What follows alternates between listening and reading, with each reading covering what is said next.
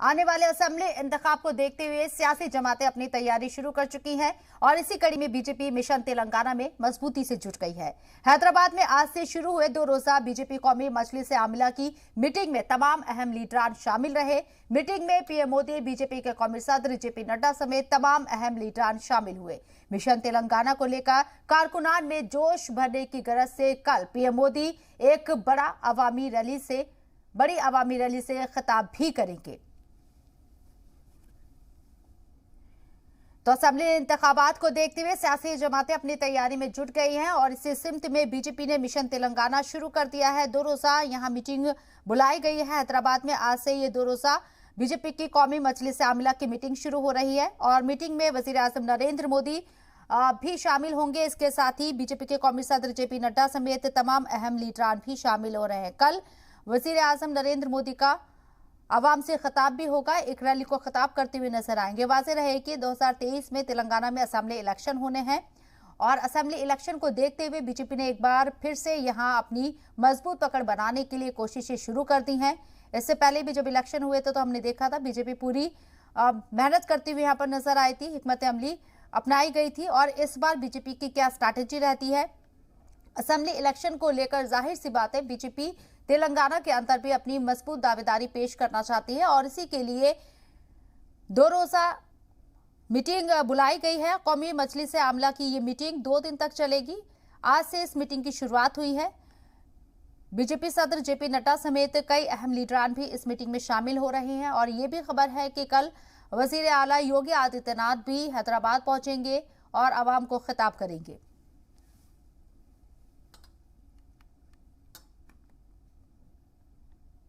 बधाई देते हुए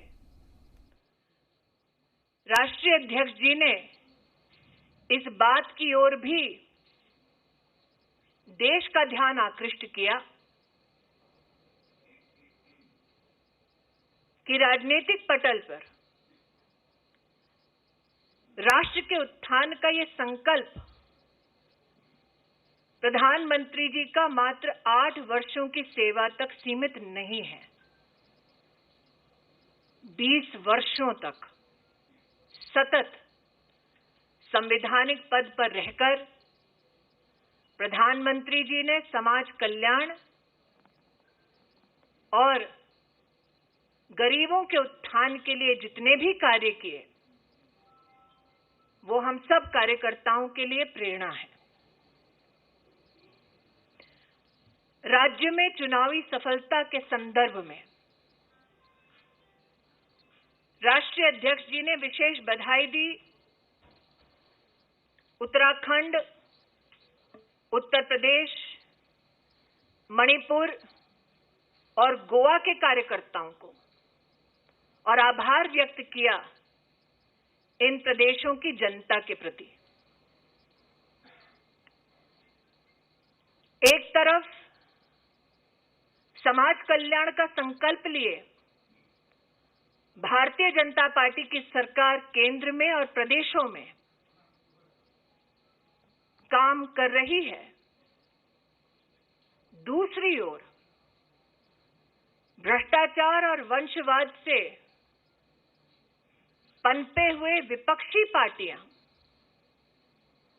समाज कल्याण और राष्ट्र को सशक्त करने वाली योजनाओं और कार्यों में किस प्रकार से बाधा उत्पन्न करते हैं, इस पर भी विश्लेषण राष्ट्रीय अध्यक्ष जी ने करा। एक विशेष आभार, एक विशेष टिप्पणी राष्ट्रीय अध्यक्ष श्री नड्डा जी ने पश्चिम बंगाल, केरल और जम्मू कश्मीर के कार्यकर्ताओं के संदर्भ में किया। राष्ट्र इस बात का साक्षी है कि हमारा कार्यकर्ता बंगाल, केरल में किस प्रकार से मौत के घाट उतारा जाता है। राष्ट्र इस बात का साक्षी है कि हमारा कार्यकर्ता जम्मू कश्मीर में अलगाववाद का सामना राष्ट्रीय संकल्प के साथ भारत के परचम के तले कैसे अपना योगदान देता है, इन तीनों प्रदेशों के कार्यकर्ताओं के शौर्य और बलिदान को राष्ट्रीय अध्यक्ष जी ने नमन किया। आज एक तरफ राजनीतिक और आर्थिक प्रस्ताव के अंतर्गत चाहे वो डिजिटल इंडिया की योजनाओं की सफलता हो, चाहे वो गतिशक्ति कार्यक्रम के माध्यम से भारत में लॉजिस्टिक्स इंफ्रास्ट्रक्चर की दृष्टि से अमूलचूल परिवर्तन की व्यवस्था हो, चाहे महिला कल्याण के संदर्भ में 11 करोड़ शौचालय का निर्माण,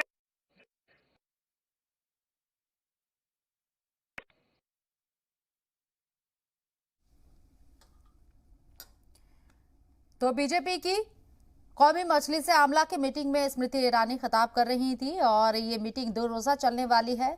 कई अहम लीडरान जैसे कि हमने बताया कि इस मीटिंग में शामिल हो रहे हैं। काफी अहम है ये मीटिंग। तेलंगाना में 2023 में असेंबली इलेक्शन होने हैं। असेंबली इलेक्शन को लेकर बीजेपी ने अपनी तैयारी की शुरुआत कर दी है। बहुत खुशी का माहौल है। सब पार्टी के कार्यकर्ता बहुत उत्साहित हैं और नेशनल एग्जीक्यूटिव का इंतजार है। और आज अटल जी की लिखी हुई कुछ लाइनें याद आ रही हैं कि सूरज खिलेगा, अंधेरा छटेगा और कमल खिलेगा, which means the sun will rise, the darkness will go away and lotus will bloom. Telangana आए हैं, यहाँ पर रणनीति बनेगी। एक दिन ये राज्य भी भारतीय जनता पार्टी का होगा और यहाँ भी हमारी सरकार एक दिन जरूर बनेगी। ऐसे तो कार्य समिति की बैठक है, उसमें जो एजेंडा है उस पर चर्चा होगी। बात करते हैं बीजेपी सांसद मनोज तिवारी से। मनोज जी, राष्ट्रीय कार्यकारिणी 18 साल बाद तेलंगाना में हो रही है, क्या संदेश यहाँ से जाएगा? देखिए, जैसा कि हम सभी देखते हैं कि अक्सर कार्यकारिणी हर नए प्रदेश में करने की एक परिपाटी है, जिससे वहाँ के लोगों को भी समझे, वहाँ की संस्कृति को भी समझे। लेकिन तेलंगाना एक महत्वपूर्ण राज्य है हमारे लिए। तेलंगाना से बहुत सारे एमपीज हमारे जीत के आए पीछे। और अब जो स्थिति है, कल मैं जगतियाल में था, 48 घंटे मैंने वहाँ जनसंपर्क किया। लोगों के मन में है कि इस बार यहाँ बीजेपी को लाना है। तो इस दृष्टि से तो तेलंगाना में ये कार्य समिति बहुत महत्वपूर्ण हो जाती है। अगले करीब 30 घंटे तक यहाँ प्रधानमंत्री जी सहित हमारे राष्ट्रीय अध्यक्ष नड्डा जी सहित सभी लोग रहने वाले हैं। और सबसे महत्वपूर्ण आपको बताएं कि हम लोग यहाँ पिछले 50 घंटे से हैं। 119 नेताओं को 119 विधानसभाओं में ड्यूटी दी गई, जनसंपर्क हुआ। हम यहाँ के ट्राइबल गांव में भी गए हैं और कुल मिलाकर के इस कार्यकारिणी को पूरा तेलंगाना एक बहुत बड़ी अगले कदम के रूप में देख रही है। तो मिशन तेलंगाना में जुटी है बीजेपी। शाहनवाज हुसैन ने जिस तरीके से कहा है कि ये राज्य भी बीजेपी के पास आएगा, यानी कि बीजेपी की सरकार बनेगी, इसके लिए स्ट्रैटेजी बनेगी, हिकमत अमली तैयार होगी। असेंबली इलेक्शन में किस एजेंडे के साथ, किन मुद्दों के साथ बीजेपी को जाना है, वो तमाम चीजें तय होंगी। 18 साल बाद तेलंगाना के अंदर मीटिंग हो रही है बीजेपी की। कौमी मजलिस आमला की ये मीटिंग है, 2 रोजा मीटिंग चलने वाली है और तमाम बड़े लीडरान बीजेपी के इस मीटिंग में शामिल हैं। इसके साथ ही कल वजीर आजम नरेंद्र मोदी भी आवाम को खिताब करते हुए, रैली को खिताब करते हुए नजर आएंगे और साथ ही साथ सीएम योगी आदित्यनाथ भी खिताब कर सकते हैं, ये कहा जा रहा है। लेकिन फिलहाल तेलंगाना के अंदर बीजेपी का कमल किस तरीके से खिले, बीजेपी कैसे मजबूत हो तेलंगाना के अंदर, इन तमाम चीजों को लेकर जाहिर सी बात है चर्चा होगी। तो मिशन लोटस को कामयाब बनाने के लिए तेलंगाना में बीजेपी की हिकमत अमली क्या रहने वाली है, ये देखना होगा आने वाले वक्त में, क्योंकि यहां से तमाम जो अहम लीडरान है और तेलंगाना को जो रिप्रेजेंट करते हैं बीजेपी लीडरान, उनके जरिए आवाम तक कैसे पहुंचा जाए, सेंटर की जो पॉलिसीज हैं वो आवाम तक कैसे पहुंचे, ये तमाम चीजें होंगी जो डिस्कस होंगी इस मीटिंग के जरिए। और मिशन 2023 क्योंकि बहुत दूर नहीं है और तेलंगाना में इन तमाम चीजों को समझते हुए कि बीजेपी को अपनी पकड़ जो है मजबूत करने के लिए अभी से ग्राउंड पर उतरना होगा। इसके लिए बीजेपी ने स्ट्रैटेजी बनाना शुरू कर दिया है और हैदराबाद से हमारे नुमाइंदे मीर मेहंदी अली बाकरी मौजूद हैं, बात करने के लिए उनका रुख करते हैं। मीर मेहंदी, आज जो ये 2 रोजा मीटिंग बुलाई गई है, कई अहम लीडरान यहाँ पहुंचे हैं, वज़ीर-ए-आज़म नरेंद्र मोदी भी इसमें शामिल हैं, क्या लगता है कि क्या स्ट्रैटेजी रहने वाली है बीजेपी की? 18 साल बाद मीटिंग हो रही है यहाँ।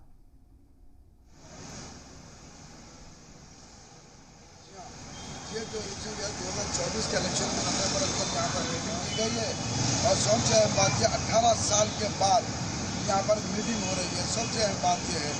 और उसके बाद अब मीटिंग शुरू हो चुकी है और थोड़ी देर को कोई ना कोई स्पोर्ट्स पर्सन बीजेपी का नेशनल का आता है और बाइक देकर चला जाता है। और सबसे बड़ी बात यह है, यहाँ पर स्टेज पर अमित शाह नहीं है बल्कि सिर्फ 3 लोग स्टेज पर बैठे हुए हैं। और एक अहम बात मैं आपको बता दूँ कि ये 3री बार है जहाँ पर केसीआर ने नरेंद्र मोदी प्राइम मिनिस्टर को रिसीव करने नहीं गए हैं।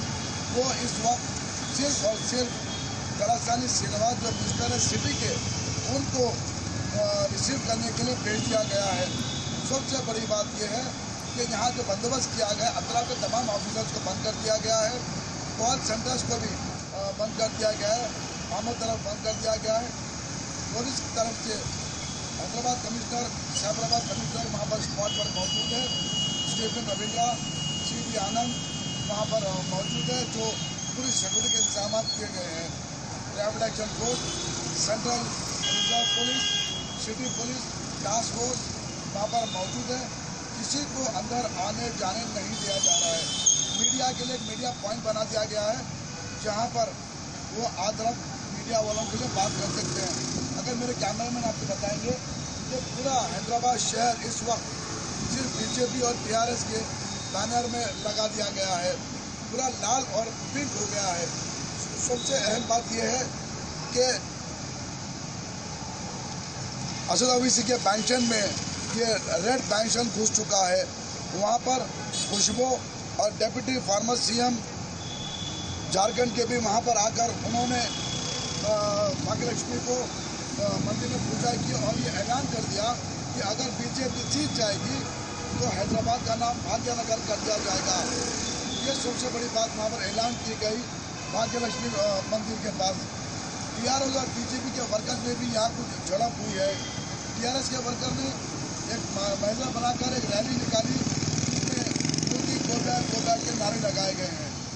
अवाम का भी यही कहना है कि ये जो बीजेपी यहाँ पर जो कार्यकाल की मीटिंग कर रही है वो साफ तौर पर यह है कि 2024 में गुजरात में, मध्य प्रदेश में, तेलंगाना में दीगर जगहों पर जो इलेक्शंस होने वाले हैं उस पर नजर रख के यहाँ की गई है।